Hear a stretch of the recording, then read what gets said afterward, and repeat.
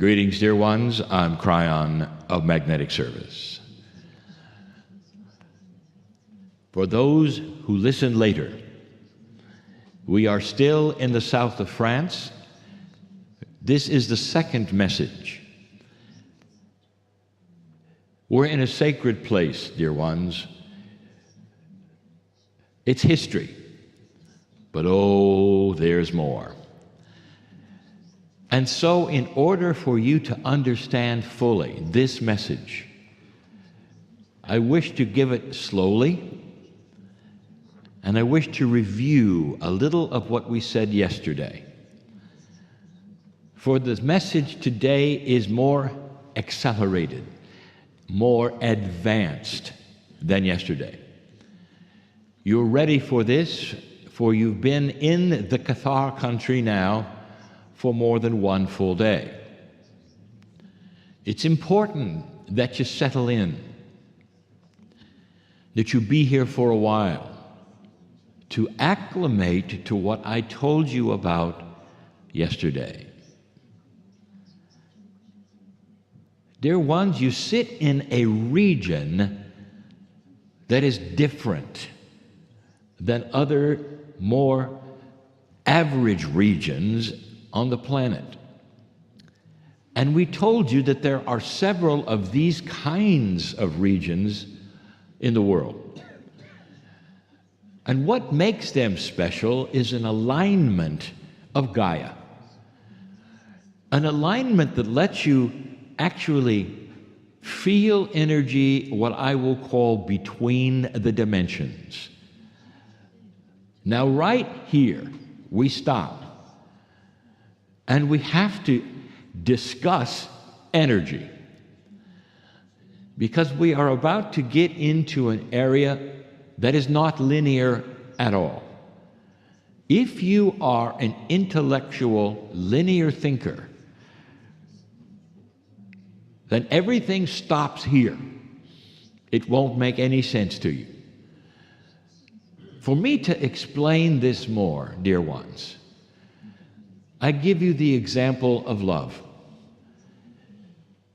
If someone were to look into your eyes who you adore, and sweetly they would say, I love you. There are still intellectuals who will absorb that verbally instead of emotionally and say back, what did you mean by that? They will not feel. Instead, they will analyze. And dear ones, you cannot analyze love. It is impossible. Another one is intuition. If you were to try to analyze intuition, it would be impossible. We have told you that intuition is part of an energy that is very elusive. It's not synapse of the brain. It's not really thinking. Intuition is partly that which would be from that part of you which is sacred. It starts to ally with the higher self, the soul. It's a part of you that goes beyond that linear biology. If you are one who is established in light and dark, right and wrong, and the measurement of each, or judgment, that's linear. And none of those things, dear ones, even begin to touch the face of God, which is compassionate and love and pure, and has no linearity, no rules, only the beauty of how much of the magnificence of God is in you. And so we start there. So human beings who live in this area, or other areas that are very similar, may start to feel inward intuitively something that's different. Let's talk a little bit about what that might be. I'm going to give you a word. Those who live in these areas, through history, have the intuition of what I'm going to call discovery. The discovery is not an intellectual pursuit of the soul. It is a loving, compassionate realization of the oneness of God. And that is the discovery of so many in these lands. And it often, if not always, goes against the teaching of the day. I'll take you to something as an example. We channeled in a place that was a chapel called Roslyn. And in that place, we invited you to feel the hidden things, the secrets that are there. And the secrets are only secrets to those who think linearly. Imagine for a moment you were a builder and you lived in an area like this all of your life. Imagine that even as perhaps a stone mason, you had discovery, internal discovery of what your soul really was. And let's say one of the biggest discoveries in areas like this and like that in the Roslyn Chapel was the alliance with the earth. This is one of the first discoveries that intuitively humans have when they start awakening to their spirituality. Alignment with Gaia. The idea that the earth is one with you and that there is a system, and it's a beautiful system, and you need one another spiritually. Spiritually. There are those who know this, who hug the tree and love that which is the ocean and the lakes, and it's a spiritual experience. It has to be. It's part of you. That is an awakening. It is a discovery. And you will not find it anywhere in the church. Nowhere. And yet the indigenous of the planet all know it. And they have all experienced it. So let's say that you're a builder, a stonemason, who knows this, who has that knowledge that goes way beyond doctrine, and here you find yourself building a doctrinal structure. Have you ever heard of the green man? Now, the green man is a symbol of Gaia. There are those who would say it's even a symbol of creation. But make no mistake, it's not part of the doctrine of a church. The green man, therefore, becomes a symbol that says Gaia is related spiritually to you, even though you won't find that anywhere in the doctrine. And so in the chapel, you look for the green man. And the stone masons were free to put that around the chapel because they were not invested in the doctrine. They were simply stonemasons. This was the beginning of the whole idea that there would become a group that would know the oneness and the metaphysical secrets and truths of a true loving God. And it often then was causing friction with the doctrine of the day, which was extremely linear and was more about dark and light, sometimes about judgment and horror, more than love and compassion and beauty. I have just given you one of the secrets that is all through Rosslyn. For many others, including numerology, pointed to hidden secrets within the structure that was linear and from the church. This is what is also here.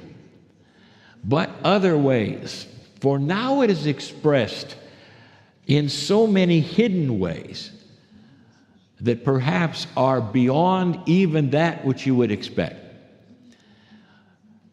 What is the hidden truth? That there is a oneness with this planet. And more. And more.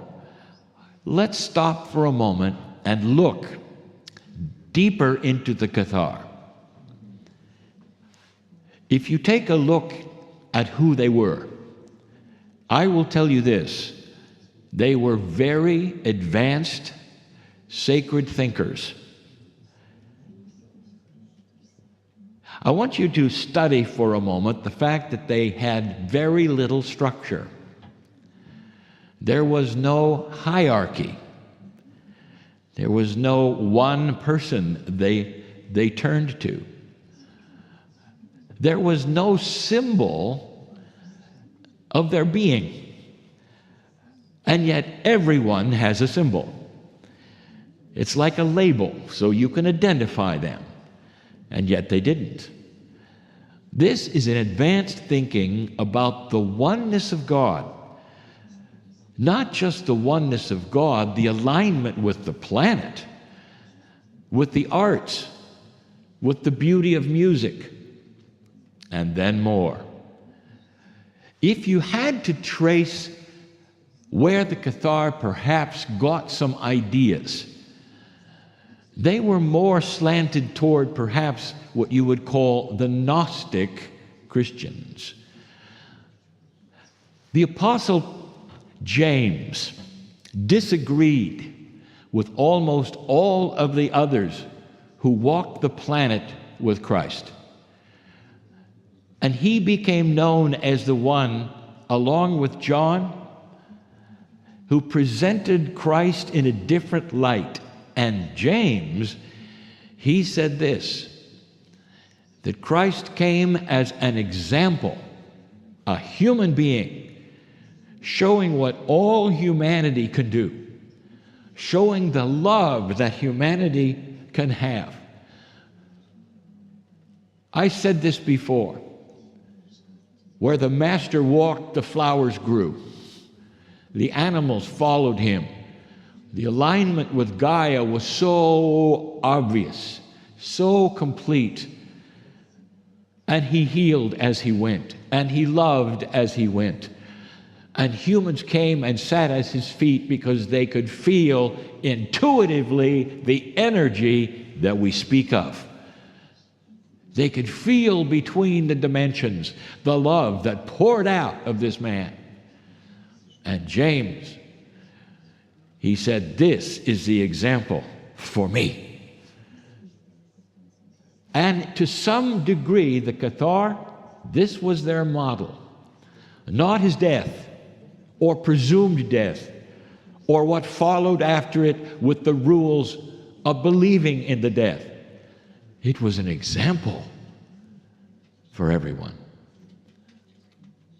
I'll show you how advanced and mystical the Cathar were, way beyond even what is thought about today. They knew and sensed the soul. The Cathar knew about the higher self, the connection to the other side of the veil that was constant. It did not need an interpreter, and they could see the face of God simply by going to that place in meditation, song, and love, and have instant connection, just like you would believe today. But more than that, they believed in the ascension of the soul, not the judgment.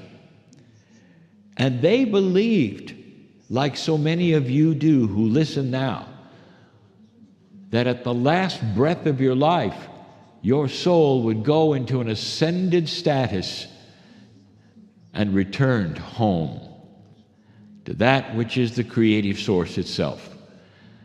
But in their belief, there was a mystical idea that the soul actually would become an angel. That's so beautiful, and in some ways so correct. They also took this a little from Elijah, who saw and showed what an ascension is when a man turns into that which is light. This is the mysticism of the Cathar. Not mystery, not unusual, but way advanced and so correct. And so what you find are hidden secrets, ideas that would point to this, and things which are hidden here which are too great to mention. There are things here that are beautiful, more than you know. I invite you to feel the sacredness of the discovery that can be yours as well. Let the day begin. And so it is.